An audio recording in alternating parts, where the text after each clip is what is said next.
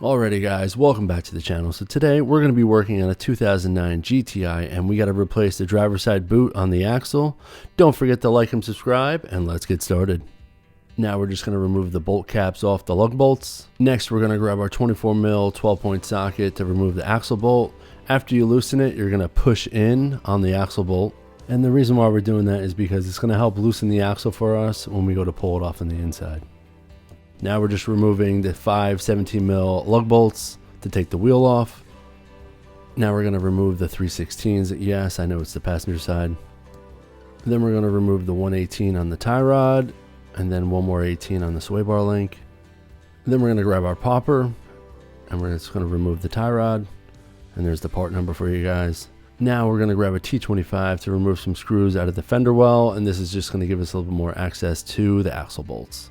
Now we're going to grab our triple square 10 to remove the axle bolts. Once that's done, you can kind of just wiggle the axle out. Once you remove the axle, we're going to put it in the vise. Remember, don't clamp it down too tight, and we're just going to start by cutting off these bands and do the lower one.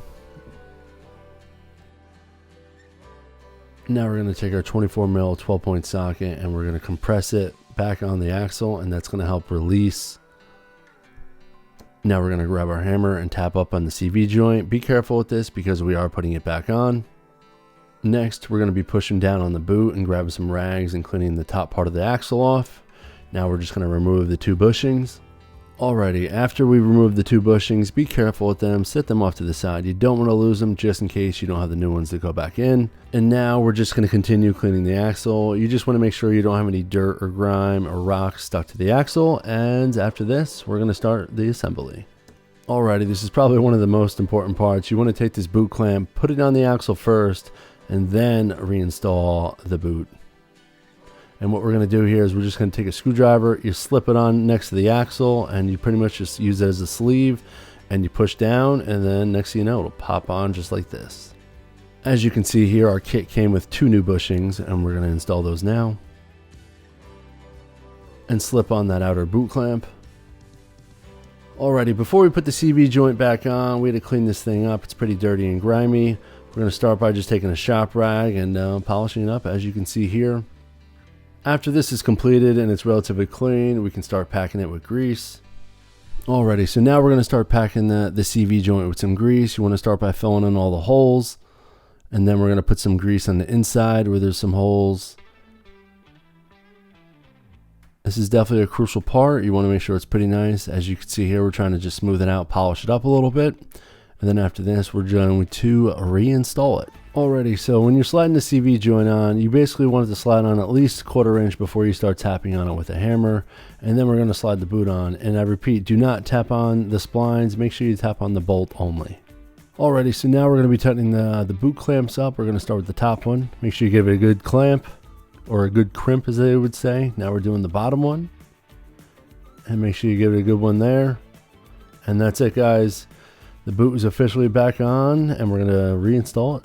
Alrighty, so as we're reinstalling the axle, I would highly recommend that you put all the screws in by hand first, and then come back with your air ratchet or air gun and finish them off. Now we're just going to wipe down the excess grease that blew off the old boot. After this is completed, we're actually going to take the axle bolt off, slide in the axle, and just remember, do not tighten this down just yet. We're going to tighten it down after the wheel's back on. Alrighty guys, we're going to put the control arm back on along with the 3/16s underneath. And then we're going to have up to the sway bar link, put an 18 up there. And then we're going to swing back down and put our nut on the 18 on the tie rod. And make sure you tighten everything down after this. Be careful with the 3/16s, they are very fragile, you don't want to snap those bolts.